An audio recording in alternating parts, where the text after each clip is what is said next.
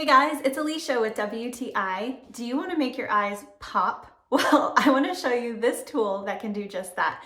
This is an eyelash curler from Basic Concepts.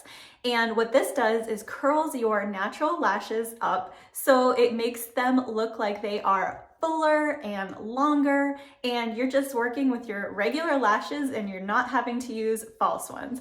So it's very simple to use. All you need to do is place this with the pad lined up right at the base of your lash and give it a couple of squeezes. I like to do it right at the base and then bring it out just a little bit and curl the tip, and then it just curls those lashes up so it gives you that brighter, more open looking eyes, and it makes your lashes look so long. So you can see the difference when I curl my lashes as opposed to when I didn't.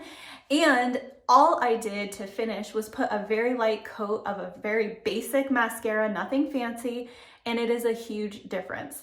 So in no time at all, you have these beautiful lashes that are just brightening up your whole face.